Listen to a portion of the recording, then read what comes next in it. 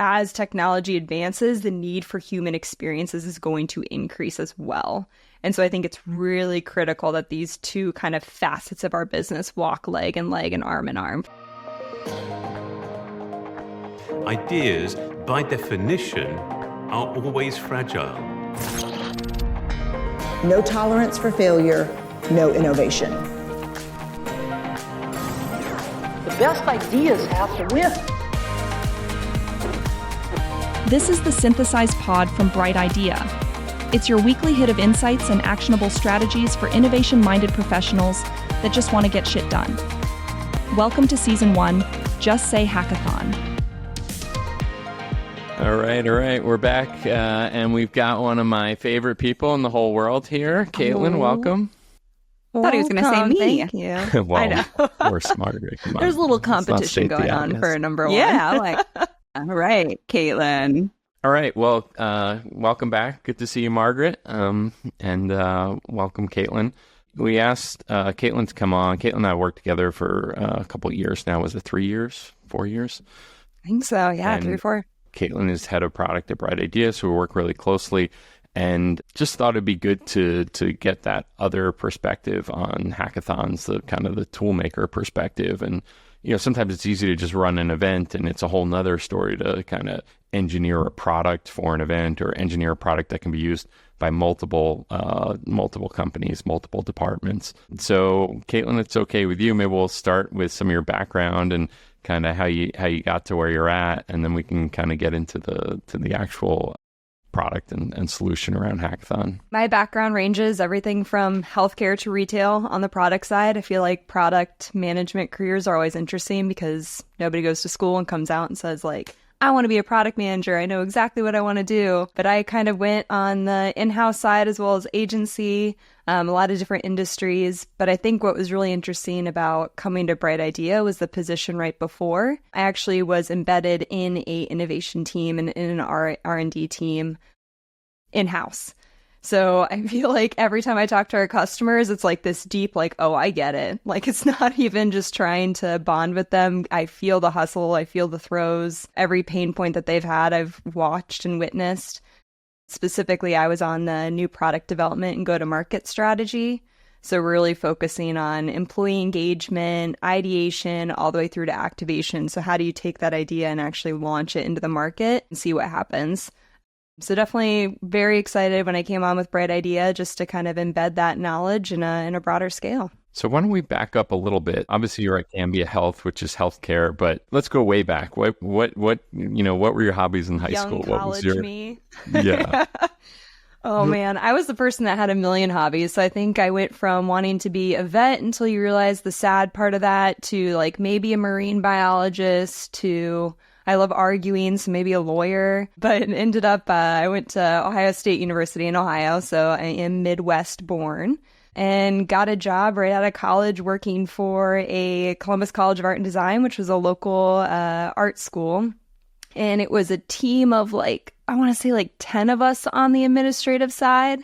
So I was doing their PR, their marketing, all of their alumni relations, managing their website. And I started to really love the technical aspect. So managing the blog, their website, doing a couple redesigns there, all just in-house scrappy. And that's kind of where I started to swoop into that product management angle and got a job on the agency side, which I think everybody, sink or swim when you go on that side. You're busy, you're swamped, you're working with a plethora of clients. And then you start to realize the importance of translating desires with technical specs and, the hustle of that world, and just fell in love with it. How did you land at Cambia? Yeah, so couple, what do they say?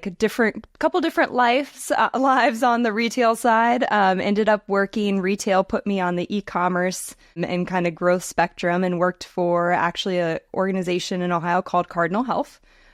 So I say it jokingly, it's one of the biggest pharmaceutical distribution companies in the world. But I did worked on their pharmaceutical e-commerce system. And then kind of personal life put Oregon on the radar for us. So moved out here in 2020 and was fortunate enough to kind of land a job at Cambia Health. and focusing right on their product development and innovation team. So one of the first innovations that I was working on pulling to market was a app where, I don't know if anybody's gone to the doctor's office, and 2 months later you get a random bill, and then 2 days later you get a bill that's different from the first bill with a different amount. And then 3 weeks later, you get another bill. So the pain point of just managing all of that bills, how do I know what to pay? Sometimes you have to call, sometimes you can log in. So pulling that all in one place. And I think that was kind of the healthcare is a hard beast to swallow, and it's hard to understand. And so being able to kind of be on that side where like, hey, there's a problem here. So let's not be under pharmaceutical or underneath the provider network and really focus on what the customer wants and what the customer needs there. So that was kind of the first project and how those dots and those bridges connected. So you were doing e-commerce, and then when you at Cardinal, and then when you shifted to Cambia, you went right into the innovation team? Yep, right into the innovation team specifically for that product. So I think that was the trigger when they kind of saw my background of like the dot connector between not only healthcare, but obviously the massive amount of e-commerce. And when you kind of tie e-commerce with retail versus e-commerce and healthcare, there's a lot of similarities as far as user expectations, but the amount of bureaucracy, red tape, legal things to consider within healthcare just changes the game a little bit. So yeah. So, and then what was the makeup of the team there? Like, you know, was it 5 people? Was it 10 people? Give a shout out to Mohan. Yeah, Mohan. He was our chief innovation officer. He's still in the market doing awesome stuff. But Mohan, yeah, great leadership and mentor for me. He organized his team, I think, aspirationally. It's what all innovation teams want to look like as far as the makeup. He focused that we were all just a military task force. So he had us in people that were focused on employee engagement.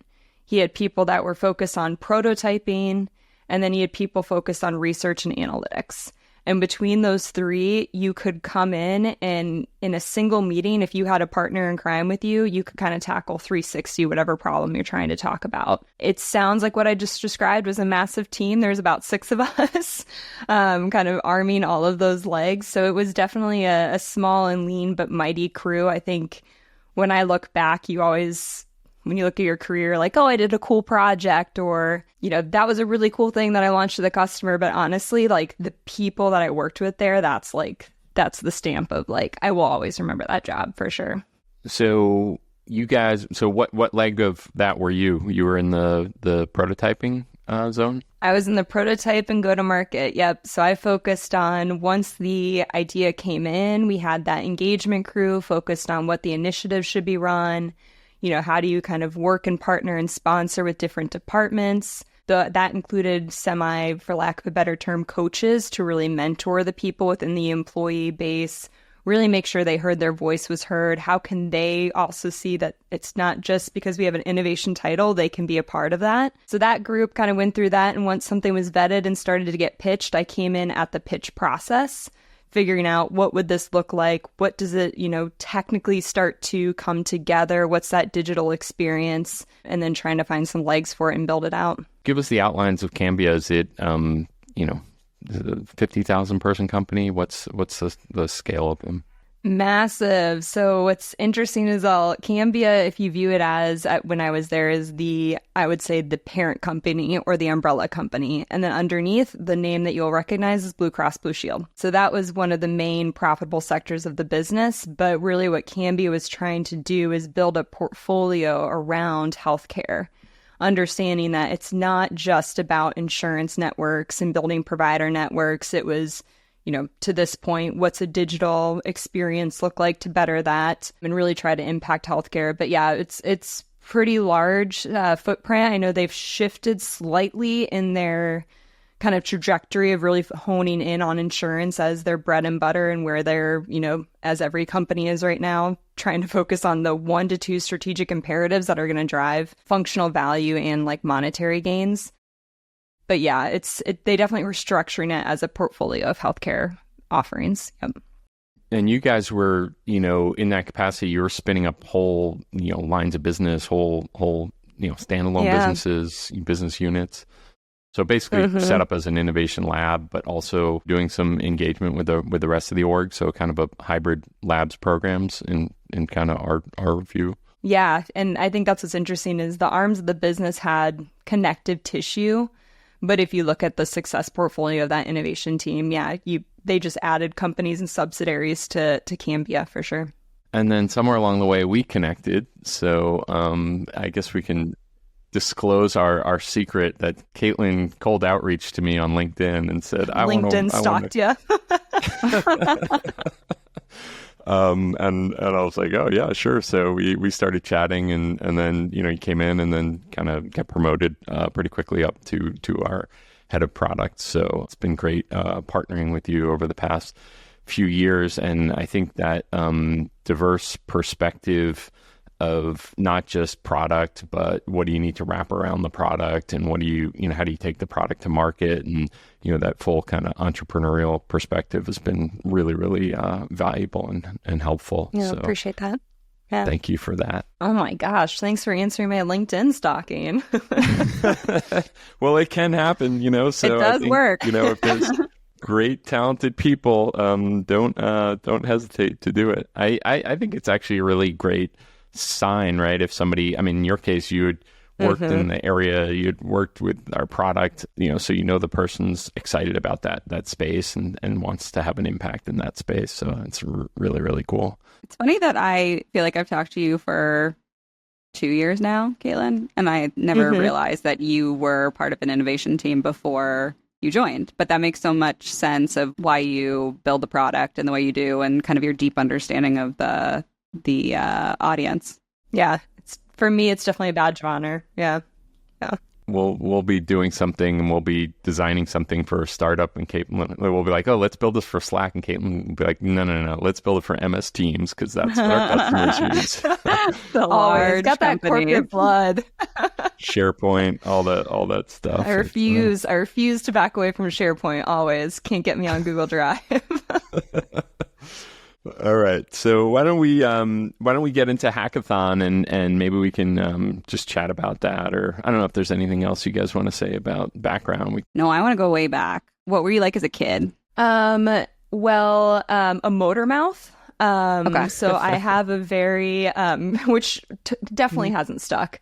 I've definitely grown out of that. But I think, my family dynamic, I have a massive family, and I'm going to say something that might put me in a stereotypical bucket, but I am the youngest child. Youngest of so I how have many? kind of I have a merge of a family. So I have, my parents both had children before they met and then had me. So we, have some blended family, and definitely the youngest. So I felt like probably a little bit of I have to speak up to be heard, or, I'm doing interesting things over here too, guys. The confidence to kind of compete with my older siblings. Yeah. So definitely a motor mouth, definitely still just probably as cheery most of the time as I am now. So did you feel at all like an only child, since you were like your parents' only child together? Was there an interesting dynamic of like older siblings but feeling also like an only child? Absolutely. So especially if you want the deep story. So my dad adopted then my mom's kids, and so we grew up in a household where I had siblings in the house 24/7, but I was significantly younger. So by the time that I entered middle school, I was the only one in the house. So it was kind of the best of both worlds, or potentially the con of both worlds, when you do have a big family, but at the same time you get the attention as the young one, which is sometimes good, sometimes bad. But yeah, it was definitely, I think, unique, which is why sometimes I feel like stereotypically I don't fit in the youngest child, it's sometimes only child, which again comes with its bears. Yeah. So I don't think I realized that you were the only child. Oh, you don't have any natural siblings, is that right? Half siblings. I do not have any, blood siblings from both parents. From both parents. I don't think I realized that. I thought you had more in that bucket. Yeah. Confusing family. Gotta love it. Big Irish family. Sounds like good preparation for working in a corporation where you have like 3 bosses. Oh yeah. Big personalities, navigating, negotiating. I feel like you learn everything in childhood. Well, I know there's a story about some grilling competition, but I don't know if we can segue to that. But anyway, we can come back to it later. McNally Throwdown every year. What is that? There's a And you do that every year? I remember seeing a picture where you guys had 3 of the same grills or something like that. Was that to just make sure that the grilling was fair? An extremely competitive family. So my dad hosts McNally Challenges, which is my maiden name. And anything from, we had a Fear Factor kind of swing on one, which I don't think would be something we should ever do again. We had a McNally Olympics, which is more like athletic prowess. I won that challenge. And did that include hurdles or? Oh, it was like anything from you had to stand on one foot and do math equations to, zip lining and 3-legged races. And then, the one summer we had cooking competitions. So we were going to do a burger off of who could make the best burger. And everybody started complaining about rules. And so my dad bought us all 3 the same charcoal grill to keep it even and aligned. And then I also won that challenge. So not to brag. But I'm a 2-time McNally champion. You're kind of giving off oldest energy and not youngest energy to me. Yeah. Want to jump into the meat of hackathon? Well, hold on. Where we just left off, your dad was buying duplicate grills to keep it fair. So let's get to the bottom of that one before we move on. So what was on your burger? So it was Thanksgiving weekend. So I did a Thanksgiving themed burger. I'd like to say that the competition was steep. I don't think my siblings will listen to this, so it's fine. But like my one brother thought he could just put chorizo right on the grill and it would form a burger. That wasn't working. Other brother forgot buns, and so there was like some bartering to try to like buy buns off of somebody else. But I did, because Thanksgiving, I did a turkey burger with brie and homemade cranberry sauce. And then I think the clincher was we also had a hot toddy with some whiskey for the judges, because we did invite neighborhood judges to keep it even. Pandering works every time. Everything has to do with fairness. And served it on the trophy, which was a giant oar that I won the previous year at the Olympics. So it was just kind of like a little over the top, but hit the nail on the head. Yeah. Did you do it at a distance? Do you guys not do that at your get-togethers? I'm confused. Is this not normal? No. I'm adding it in, though. I feel like inspired that needs to happen. Yeah. I feel like I know more than I did. I thought I knew her before. Now I feel like I have a whole new lens. We didn't even get into the hurdling story. I mean, I guess we can leave that one I have off so to the many. side. Listen, next, if you guys are open for suggestions on like season 2, just like embarrassing life stories, I'm here. All right. Let's get into Hackathon. So where do we start, Caitlin? What is Hackathon? Why did we decide to focus on it? What is the ideal customer profile? What did our research reveal with our empathy? Let's get into it. I think what's interesting for me is when I think about the question, I think the second question you had of like why Brightidea focuses on Hackathon, I think there's like 2 arms of the argument. I think there's the logistical side and then there's the emotional side. And from a logistical standpoint, there's arguments to run a hackathon from the business of you have a disengaged workforce. It's all the stuff that you read about in like today's, economic frustrations. You have this acceleration need, a lot of technical disruptions without people knowing how to respond. You have, companies, as we talked about earlier, just tightening their purse strings, really trying to focus in and hone in on the things that are going to drive value and monetary drivers. And so I think that's the logistical side where it's, you're going to engage your workforce, you're going to run an event, you're pulling everybody together to focus.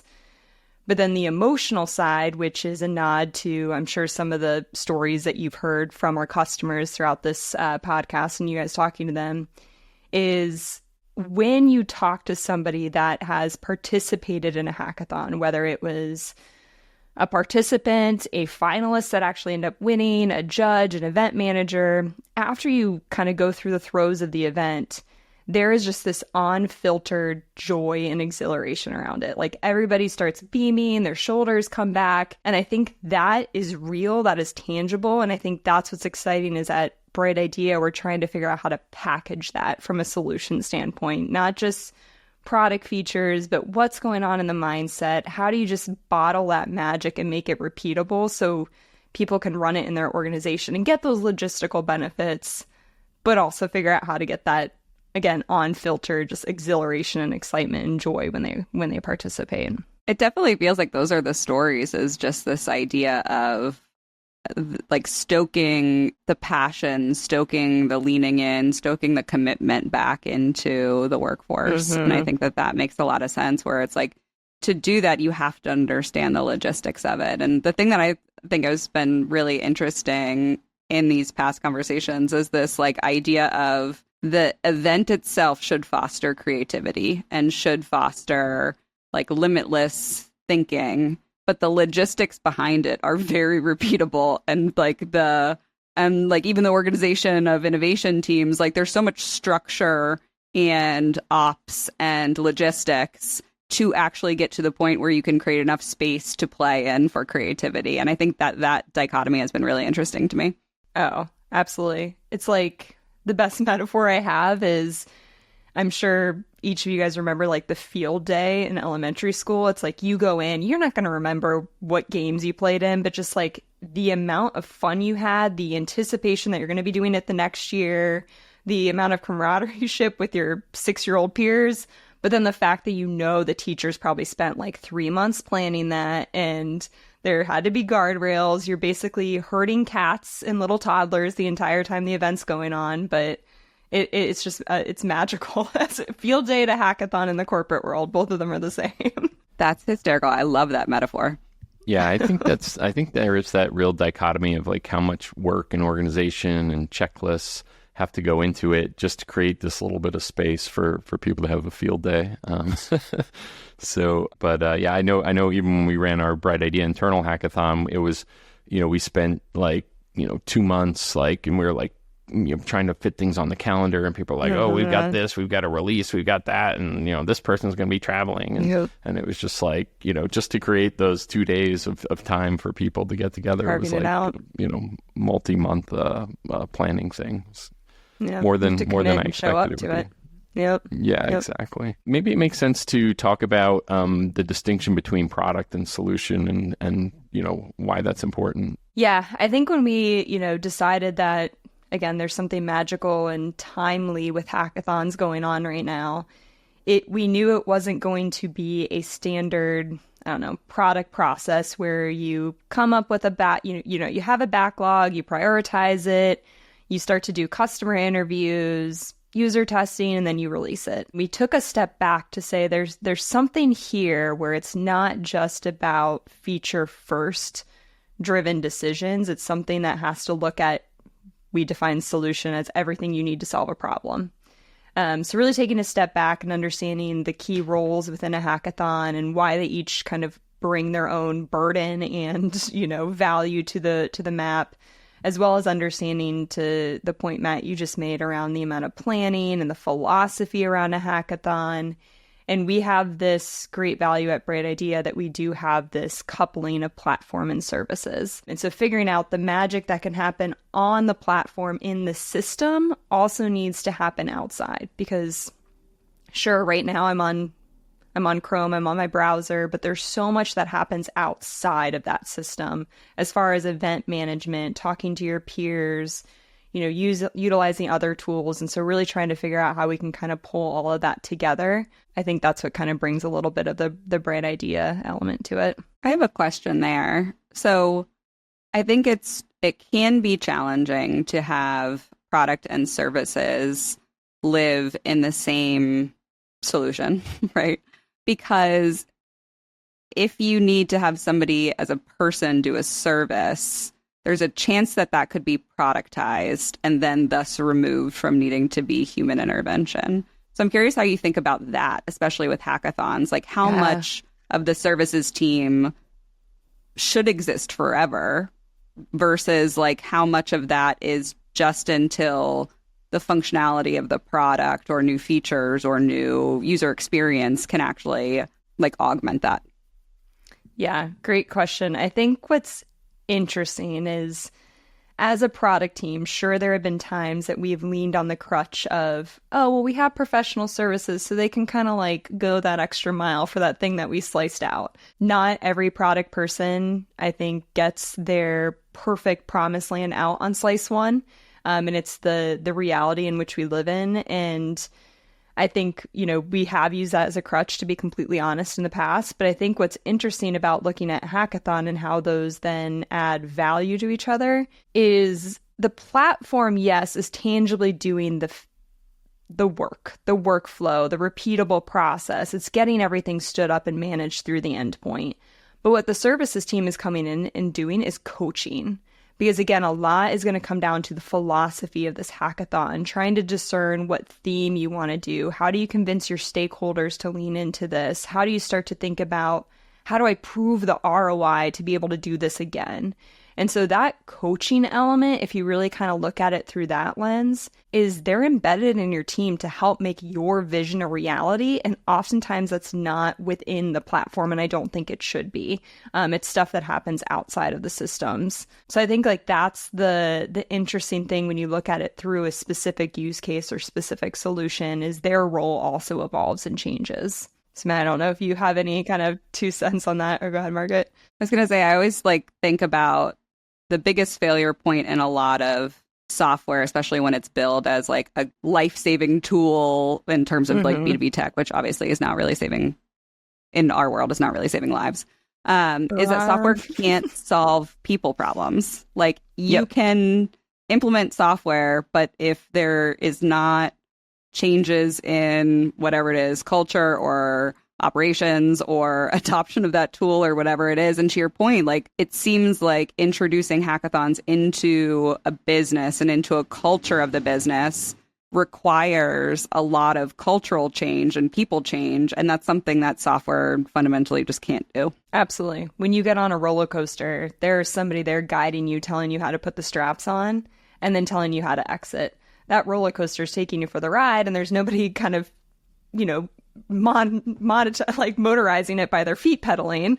But there are things that need to happen where you do have to have that human engagement. I think Sam Altman said this in an interview, but as technology advances, the need for human experiences is going to increase as well.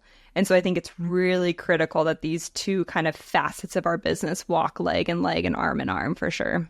Yeah, I think that's a really interesting question I've thought a lot about, is can technology or tool influence behavior or, society? And, the metaphor I always use, I mean, certainly if someone hates their boss, like adding a task management tool isn't going to help them work well together, it's, there's certain problems can't solve. But I do think that technology very much influences how we behave. And, if you've ever taken a TV out of a room or something, or had your Wi-Fi go down, it dramatically impacts what you do in that room, if there's a TV in it or not, or if you have internet or not. So I definitely think that the tools can create the environment for things to happen, but I think trying to, pinpoint solve individual to individual relationships is a little bit trickier to do with that. But I'm curious, we talked a little bit about solutions. Maybe we can back up to the problem. What problem are we trying to solve, and who are we trying to solve it for? Yeah, I think there's, again, the problem of you have your employer and then the organization, the employees. And those two have very distinct problems, but the solution overlapped. So from an employer standpoint, that organization, they are confronted with the current economic times.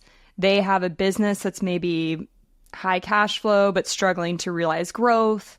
Maybe they're sitting kind of trying to figure out how to, the red ocean of competition that they have. We're starting to see some, leaders within different industries kind of disrupt that market. You have technology coming out, and it's how do they make a difference and drive towards their strategic vision and just, discern what that looks like. And the logistical side of hackathons, disengaged workforce, figuring out how to implement those changes. And then on the employee side, you have a problem of them feeling disconnected from the business strategy, or feeling like they might not have a voice in the direction that the business is moving in. And so by kind of pulling those together and realizing the weakness spots where it's like, how do I apply focus to everybody within the organization? How do I communicate what I want these people to focus on and where I think the disruptions can happen? How do I make sure that, best idea wins, that ideas can come from anywhere, no matter your title, no matter your ranking, your standing, your previous, workforce background, and pulling that all together. Usually innovation management falls within that, specifically hackathons and those event-based targets. Like our sweet spot is enterprise-wide hackathons. And I think that's where we're seeing that kind of those values of employee problems and employee problems. And maybe you can talk about the person who's running the event coordinator. Hardest job.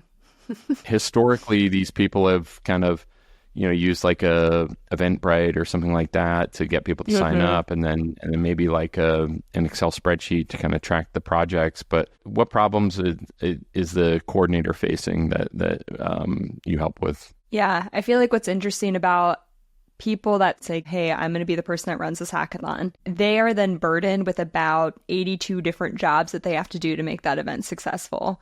If you think about anything, if you're their day job, right? Yeah, in addition to their day job. Yeah. I mean, think about even just on a micro scale, like when you throw a housewarming party or a birthday party, it's like you're running around and multitasking in 8 different things, and only probably 2 of those things do you excel at. So they're coming in and they're saying, I understand the value and I am committed to my business to running this event. And so in translating what that means, they're going to have to, and it's very different depending if it's hybrid, remote, in person, but they're going to have to work on engagement. How am I inviting these people? How am I making sure they know what's happening? How am I hand-holding them throughout the process and communicating with them? I have to work about through, anything from catering and space management to making sure I have the right judges and I know, how I'm going to be ranking and scoring these ideas. If you start to kind of look at the whole puzzle, and our services team and the coaches that work on Hackathon do a great job of lining this up for that person to understand the commitment that they have to kind of walk into to do this. And they're not surprised, there's no gotchas, but I mean, that role, you never see somebody, I think, finish up a hackathon and they're not fatigued, but they were excited by what just happened. And I think that's the thing we want to make sure is we get, they might have some bruises along the way, but we get them out of the event alive. And I think that role is honestly one of the hardest roles, I think, when you look at event management and innovation management. Absolutely. Is that a goal of like a success metric, even anecdotal, is like this person used Brightidea Hackathon and then ran a second one and didn't run away? Yeah, absolutely. If it's repeatable, if it's smooth sailing, if you walk out with like, wow, that willing was fun, to run a second one. I might want to, make it a little bit like more streamlined in here in these parts. But yeah, willing to do it again, I think is the big success criteria there. Pritesh said before he was using it, he didn't sleep for 2 days because he had like people handing him issues like all night, and then he's like, I actually got to sleep for like 8 hours this last one. Pritesh is a great example of, I think before they were using Hackathon, they were using, to your point, Matt, like some sort of event invite, and then they'd use a Microsoft form to get the idea, and then they'd have a Google Doc where you could see all the ideas, and then have the judges would have to attend meetings to review them. Like everything just becomes disconnected and just adds more weight for that event manager to coordinate. Yeah. How did you guys go about, researching what, obviously a lot of people probably think they're fine with what they've got, the tools they use today, their hackathon runs fine. How did you go about, uncovering unmet needs or kind of researching what would motivate someone to kind of step up to a more purpose-built platform? Absolutely. Yeah, I think there's, as far as thinking about, product development and product roadmap, there's definitely a template in which every product manager kind of follows. And I think when we dove into this and we knew that it was going to have to approach from, software meets services, it was really interesting of just getting on the phone and talking to these people, sitting in on part of their hackathon planning, pulling in not just our customers and really listening to them, because Every product person knows that a customer can say, hey, I want this feature, and it's not actually going to fix the problem that they have without talking to them. They're trying to figure out what the solution or the remedy is without fully understanding where the pain is coming from.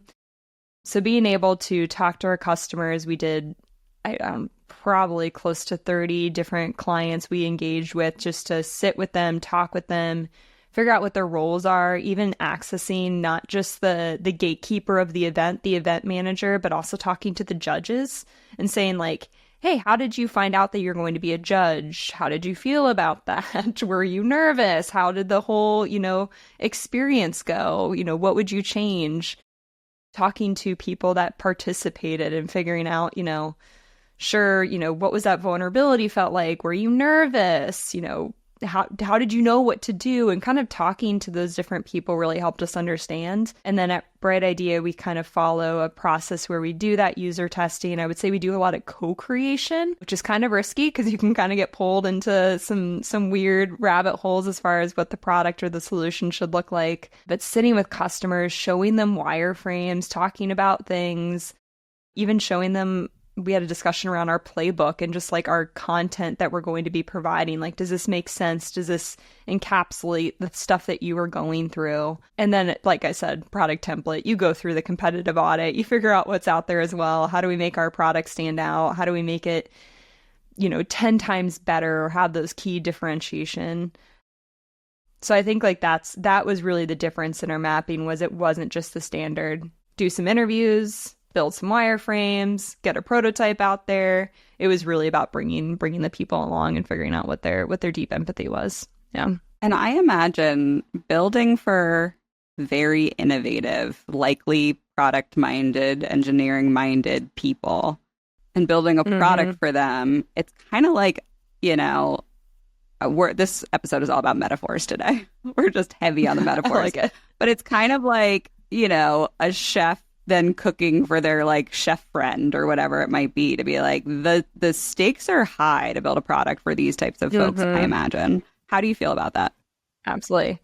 And, we talked about my background about being on their shoes. So much in that world has changed so drastically. And I don't believe that I am, nor actually anybody is ever going to be an expert in innovation because it constantly evolves and changes. And so being able to talk to these people, I think it's really more about, it's vulnerability, showing how you are interpreting their feelings is huge. I mean, again, going back to metaphors, if you're talking in front of a chef, you're cooking for a chef, you're trying to interpret what their taste buds and how they're going to react and how they want that presentation to look like. So when you're developing a solution for somebody, you're taking their insights, like you're their therapist, you're hearing their pain point, and then you're trying to tell them how you can fix it. And you might be even 3 degrees off, and that's going to feel just like viscerally wrong. So it definitely is nerve-wracking, and hearing these people that also each organization has its own flavor of innovation. So it adds this fun nuance of this organization is bought in, they have a sponsor that wants to invest in it, just go, go, go, versus this organization that's really struggling with communicating ROI and they just don't know how to get their bearings or get that engagement rolling. And so you're really trying to develop for macro different problems. And so you have to hone in on like, okay, well, how can I solve this event issue that you have? But you're absolutely right. It's a vulnerability. It's making sure you kind of always have your ears on and you're not trying to immediately interpret or say like, oh, I get it. We'll do it this way over here and that'll fix their problem. It's like we all have to come to realize that we have the same issues and the same kind of pain points, and how do we solve for it? Yeah. Yeah, I'm curious, like as you look over all that research and you look at kind of the features you ultimately roadmapped and built, like what were the insights, the problems, the kind of empathy for the customer, and how did that connect to the new things that you brought into the product? Yeah. I think for our product strategy the past couple of years, it's been very easy for us, especially with who we talk to, who we have access to design solutions for that admin, which is who we've been talking about, that event manager, and really trying to, the key thing we try to do for them constantly is just make it easier.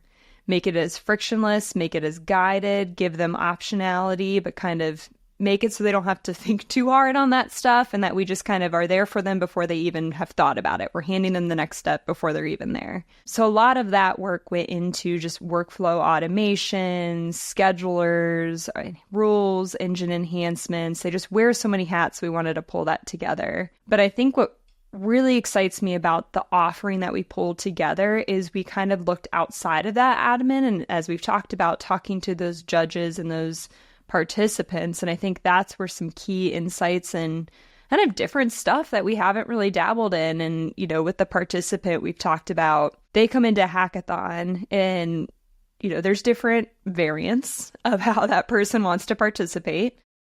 They may say, I have an idea.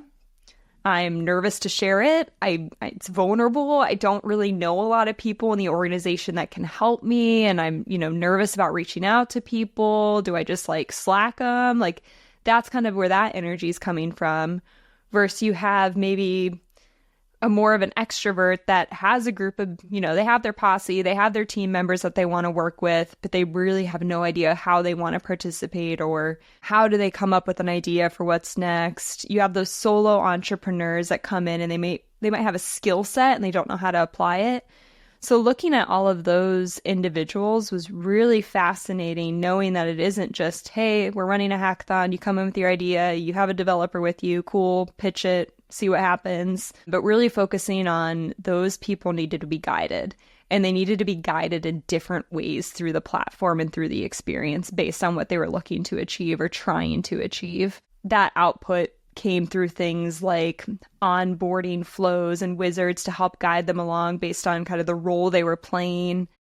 And we did a lot of work on pulling together some of our collaborative spaces that we've worked on in the past year. So we launched kind of Project Room where somebody could be within a whiteboard and really start to mature their idea before they had to submit it. Spent a lot of time on just, I would call it our Brightidea dating participant stuff where you're trying to figure out how do I find somebody that doesn't have a team or has this skill set because I really want it. So all of that stuff kind of came together to help fuel them during what we call the incubate process. And all of that I think added just a ton of value to help them secure themselves before they're in their final pitch or in their final presentation of how do I make sure we set them up to success to be there. I think that incubate phase, sets apart the solution that you've created from the other options that are available in the marketplace. So can you just double click on that? I mean, you talked a little bit about onboarding, but what else is going on in that incubate phase? How does that relate to the event and all this other stuff? Yeah, absolutely. So if you think about, the milestones of a hackathon event, sure, there's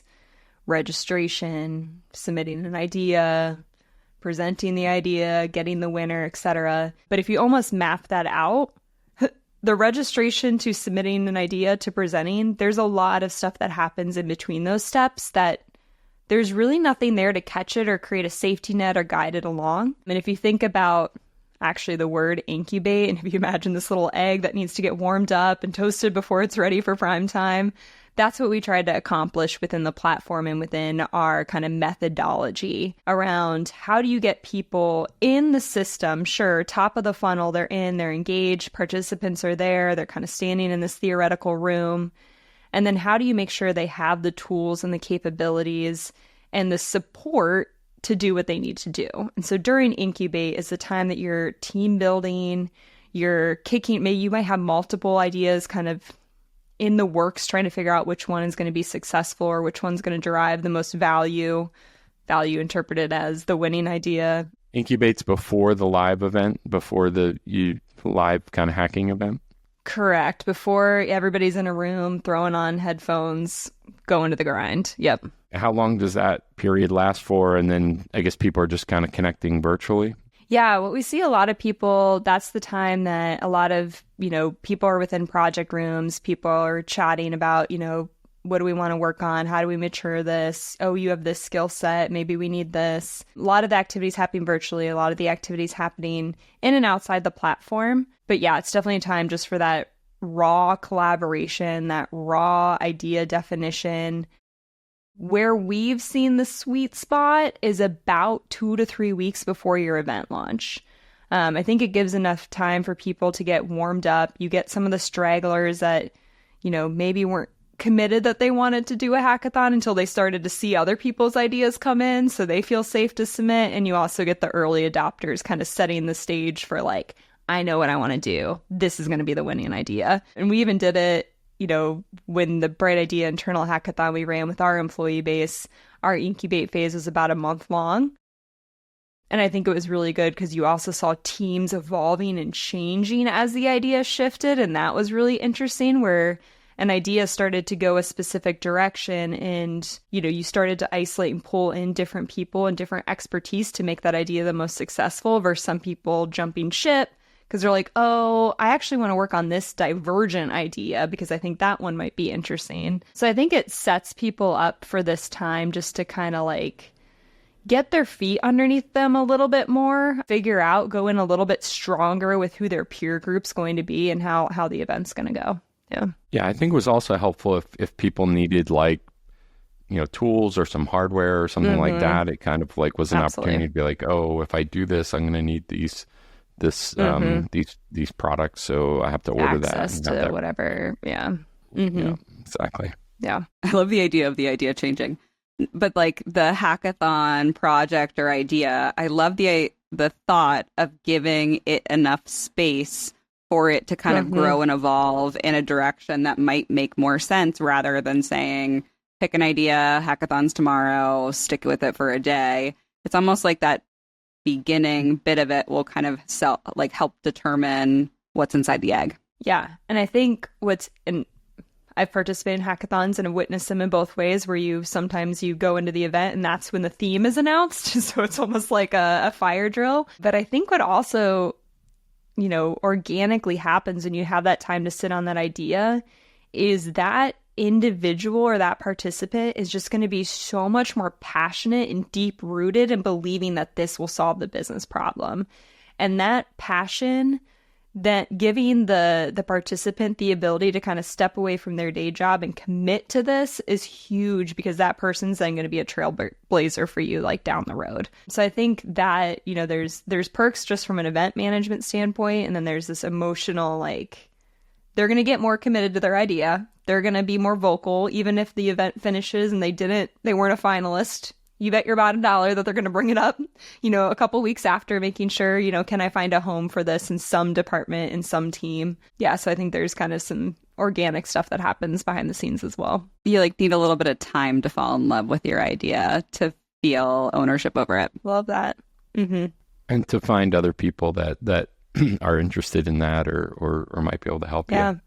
Yeah, the right fit. I know one thing that came up as you guys were working on this was kind of close near variants that weren't quite hackathons. So, there some people, do what we would call like a pitch competition, and then, but they call it a hackathon. Or some people, we started hearing about this thing called an ideathon. So, any thoughts on that?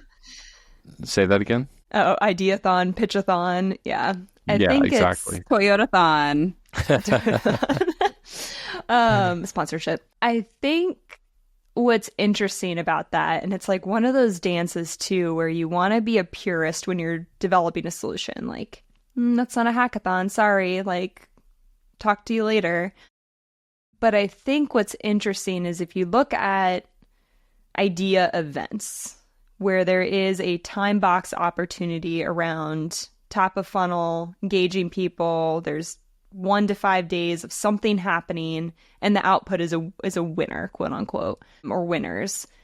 And I think when you look at ideathons and pitchathons, the commonality there is it's when you start to engage outside groups and broader audience. And so you think about a hackathon and your first kind of visual that comes to mind is engineers coding. And I think what we're seeing is that hackathons, everybody can add value. I mean, even internally, our winning idea wasn't from an engineer or product manager. It can come from finance. It can come from sales. It's any idea that you think is going to drive business value based on whatever the theme is set. So that meaning that your output might not be a GitHub link. It might not be an active prototype that can be downloaded. It may be a quote unquote more like a pitch where it's a presentation or a 5-minute, walking them through a business model or a business case. And I think that's what's interesting is you have all these tiny variants that take you from the pure example of what a hackathon is. And that doesn't mean that those aren't solving the same problem that we talked about around disengaged workforce or, participant, value there, packaging that magic. It's still happening, but just the definition is slightly different, which means that what they need to best serve that audience might slightly tweak as well. So it is this messy gray area of ideathon to hackathon, and really trying to make sure before we engage with a client, do we know where they sit? It's okay if they don't know, but we need to kind of help them craft and understand, are you coming out of this with something tactically that you will be able to build, quote unquote, to better your business? Or are you coming out of here to seek funding? Is it more of a Shark Tank, but you're running it within a collapse timeline, and making sure they understand what that end value and what they're trying to discover is?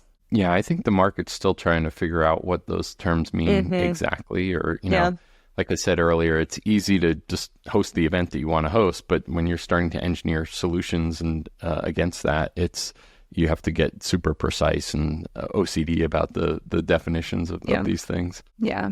Or else you're comparing apples to oranges, and you're going to have a lot of participants upset that they're not in different groupings.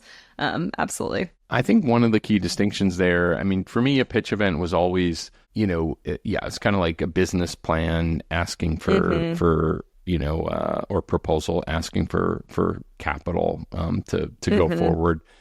I don't know that hackathon needs to be laden with all that pressure. I think it can just be people working on projects but the core of the hackathon tends to be this prototyping, this building, like you said, exercise. And then ideathon is kind of like sliding right into the middle of all that, which is maybe it's an idea you have and you work on it. So it's not purely technical in nature. It's not necessarily code that results from it. But it could be an internal business process, or just building a marketing collateral or something like that, something you feel you need. So it'll be interesting to watch that over the next year or two, how those kind of how that terminology evolves in the marketplace. Yeah, terminology evolution, figuring out, where industries are going to sit, where departments are going to sit based on what their final presentations look like. I think at the end of the day, if you focus on the macro, you're all trying to march towards the same drum, but you can get, again, goes back to that 5% divergence. If you come in with certain expectations, you'll come out of it a little off. So yeah, it'll be interesting. Well, I think the other rise of this is that with technology moving the way that it is, and generative AI coding tools that help even non-technical people code prototypes and code software using their own natural language prompts. I think that's really interesting of does it unlock this broader audience or broader community base to be interested in actual hackathons of building products, not just having an idea or not just having a pitch, but actually getting into it and building something tangible as either a prototype or working version, because so many more people might have an individual product idea, but not be the engineer that, or not be able to convince an engineer to work on it with them. Oh, yeah, that's huge. A big portion of success is accessibility of knowledge and tools. And so this world that we're living in just breaks down all of those barriers. Matt, I know I talked a lot about why it was so important for Brightidea to focus right now on hackathons, but I am curious, just from your perspective, why do you think hackathons matter right now in this point in time, and why should Brightidea be focusing on them? I think, as we talked about, it's a really unique time where, you've had these people be, some people working from home, working remote, and they're a little bit disengaged, frankly, and I'm sure there's some people who take an afternoon off and don't mention it to their boss, right? So I think it's a really good opportunity to pull those people back in, and at the same time, you've got this massive acceleration going on, AI and the space race and new forms of energy, and just all sorts of multiple vectors of innovation you kind of running in parallel. So it's really hard to just be a everyday business manager and just think about, what's my product going to look like next year, or what are my internal processes going to look like next year, or what sort of people do we need. So I think it's good to give people space to play with and explore those, those new technologies, those new capabilities, because you can't really learn it from a book, right? Like if you just read a book on what AI can do, like it's not gonna really help you. You have to go and play with the chatbot, and you have to, play with the image generation and really reconceptualize, how you're going to do your work with this kind of co-pilot or this partner in crime, so to speak. I think that's really key. And then, broadly for Brightidea, it's a really interesting moment to, we've our historically our customer has been these innovation teams that the company set up to kind of support innovation. And increasingly there's all these other just, line of business managers or department managers that are saying, I need to innovate, maybe not always in lockstep with that centralized innovation team, and I need tools for myself. So I think hackathon's a really interesting business opportunity because it sits at the intersection of that. You can have the innovation team being an enabler of this, kind of providing the tools and providing some of the expertise, but then you can also just have someone who's ahead of product or head of, a CTO or something like that, just say, we've been running hackathons for 3 years, and, we want to take this to the next level and have a hybrid remote component to it. So it's really interesting, market opportunity. And I think that, it's interesting because it plays on both sides of that kind of wall of, the corporate innovation teams on the one hand, and then just kind of everyday, business leaders that are trying to cultivate that innovation mindset in their teams. We call that a large and growing TAM, right? Indeed. That's always good for the investors. I'm curious, you just talked about kind of different variables or ways that hackathons can manifest. And I know in talking with our customers, how did you navigate where that kind of hackathon sweet spot was? Because there's so many different ways to run an event, so many different ways to engage the workforce. How did we kind of start to navigate that and discern what to focus on? Yeah, so we've had the hackathon app for, it's probably been, 10 years now, maybe somewhere between 8 to 10 years. And what that's interesting is that's like a template initiative that customers could use and play with and, tell us what they need. And so, what was interesting about that is they kind of pulled that in 5 or 6 different directions. There was, running a hackathon, outside the company at a university to kind of build the brand of the company and to recruit.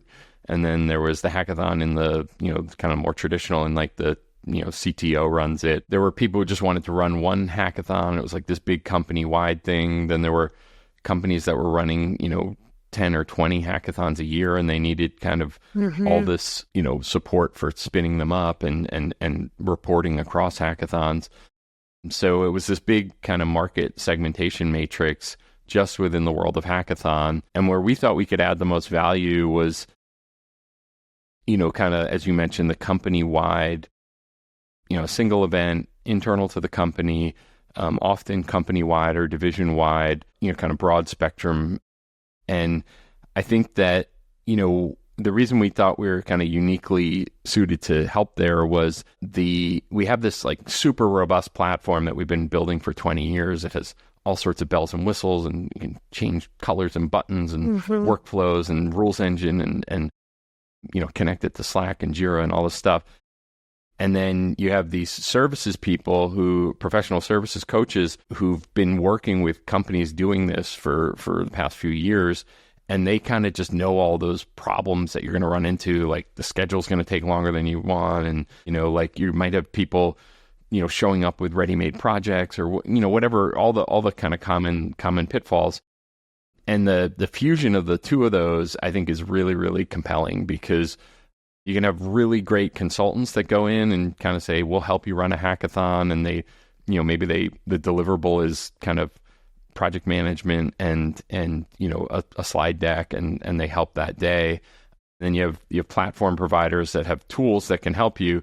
But I think when you have people who have access to this, best in class platform, and they've been working on it for the past like 3 years doing these types of things, then they know how to get in and tweak all little options and all little knobs to give the customer exactly what they want. And oftentimes the large corporates can be very demanding, especially when these things are high visibility. The CEO or the business unit leader might say, we're not launching that unless that button says project instead of idea. I don't like the word idea, I like the word project. And so the ability to go in there and just, change that label, or I don't want this to be blue, I want it to be orange, right? So like, you'd be surprised how many of those things there are, like kind of coming into that last week before the event launches.